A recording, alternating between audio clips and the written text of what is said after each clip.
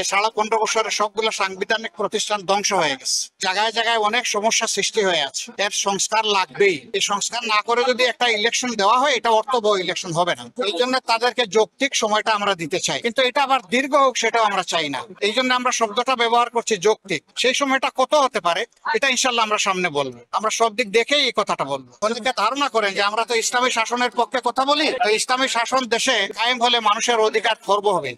আমি দৃঢ়তার সাথে বলছি যে ইসলামী শাসন কায়েম হলেই মানুষ এই দেশে বসবাস করে গর্ববোধ করবে ইনশাআল্লাহ, সকল শ্রেণী পেশা এবং ধর্ম বর্ণের মানুষ। আপনারা ইতিমধ্যে দেখেছেন যে এবারকার এত বড় একটা পরিবর্তন হয়ে গেল। এরকম পরিবর্তন যে সমস্ত জায়গায় হয়েছে, হাজার হাজার কোটি টাকার সম্পদ বিনষ্ট হয়ে গেছে, কিন্তু সেই তুলনায় যা হয়েছে এটার জন্য আমরা মনে করি যে এটা হওয়া উচিত হয়নি। আর যা হয়েছে তা অন্য দেশগুলোর তুলনায় কিছুই হয়নি। এর কারণ কি? এর কারণ সবাই সচেতন ছিল। এর কারণে আমাদের দলের কর্মীরা, মাদ্রাসার ছাত্ররা, বিরোধী দল বিএনপির লোকেরা, এইরকম আরো যারা দেশপ্রেমিক শক্তি আছে, সবাই হাতে লাঠি নিয়ে সব জায়গায় পাহারার জন্য দাঁড়িয়ে গিয়েছিল। এই জন্য দুষ্কৃতিকারীরা দুষ্কর্ম সম্পাদন করতে পারে নাই। তারপরেও শান্তি বিঘ্নিত করার কিছু অপপ্রয়াস চালিয়েছিল। আলহামদুলিল্লাহ আপনাদের সবার জনগণের সম্মিলিত প্রচেষ্টায় সেটাও বেসে গেছে। তবে হ্যাঁ, এটা ঠিক, ষড়যন্ত্র হয়তো বা থামবে না, কিন্তু ষড়যন্ত্র যে দিক থেকে আসুক, ষড়যন্ত্রকারীদের এটা মনে করতে হবে যে দেশের মানুষ এখন কিন্তু ঘুমিয়ে নেই, এখন জাগিয়ে আছে। আমরা 15.5 বছর ধরে বলতে আসছি এই আইন ব্ল্যাক, এই কালো আইন, কালো কানুন, এটা বদলাতে হবে। এখন দেখা যাবে অতীতের অভিজ্ঞতা বলছে যে দলীয় সরকার যখন ক্ষমতায় যায় তখন গড়িমসি করে, এগুলো বদলাতে চায় না। আমরা চাই যে এই সরকারের হাতেই সব জঞ্জাল পরিষ্কার হয়ে যায়। যা দরকার, যতটুকু দরকার একটা সুন্দর সভ্য দেশ গড়ার জন্য আর একটা অর্থবহ গণতান্ত্রিক পদ্ধতি চালু করার জন্য যা দরকার সব করা হোক। 3 জায়গায় বলতে পারেন আমরা জাতির কাছে আহ্বান জানিয়েছি যে এই ধরনের অপকর্ম কেউ যেন না করে। এটাকে আমরা অপকর্ম বলবো। 10 জন দোষীর সাথে একজন নির্দোষ মানুষকেও যদি ইচ্ছাকৃতভাবে হ্যারাস করার জন্য আসামি করা হয়, পুরাটাই দোষী আমরা বলেছি এই কাজ কেউ করবে না।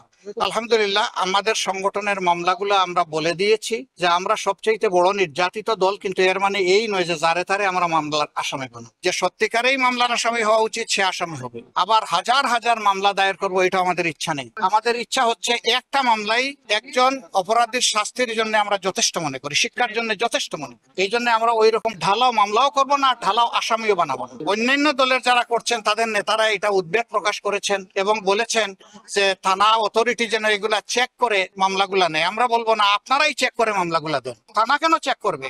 আপনি আপনার বিবেকের ফিল্টারে ওইটাকে চেক করে আউট করে দেন, যেটা সঠিক নয়। যেটা সঠিক সেটাকে রাখেন, তাইলে ন্যায় বিচার পাওয়াটা আমরা আশা করতে পারি। আর যদি অপরাধী লোকের সাথে নিরপরাধ লোককেও আমরা জুড়ে দেই, তাহলে ন্যায় বিচারই তো বেঁচতে যাবে।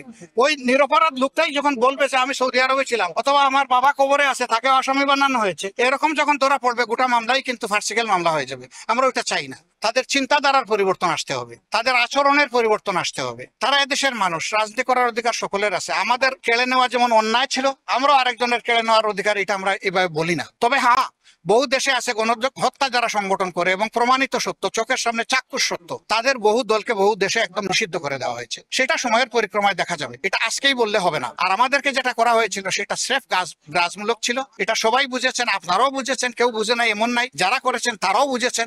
14 দল বসে আমাদেরকে নিষিদ্ধ করবে, আপনি বলেন এটা কোথাও আছে আইনে? এই এখতিয়ার কেউ দিয়েছে তাদেরকে? আমি বলতে পারবো যে আজকে জাসদ নিষিদ্ধ, এই বলার অধিকার আমার আছে? এটা একটা রাষ্ট্রীয় ব্যবস্থাপনার ভিতর দিয়ে যায় অথবা আইনি কাঠামোর ভিতর দিয়ে যায়। তারা কোনো কিছুরই পরোয়া করেন নাই। আসলে ওই সময় দরকার ছিল ছাত্রদের গণ আন্দোলনকে দমন করার জন্য অথবা অন্যদিকে এটার মূল ঘুরিয়ে দেওয়ার জন্য। জামাতের ইসলামের উপর সর্বশেষ জুলুম করে যদি আমরা পার পেয়ে যাই, তা আল্লাহ ছাড় দেন, কিন্তু ছেড়ে দেন। আমি আমি আপনারও জবাব দিতাম না, কিন্তু এখানে ঢালাও মামলা হয়েছে, বিদেশে থেকে মামলা হয়েছে, হজে থেকে মামলার আসামি হয়েছে। বর্তমানে যে পট পরিবর্তনের পর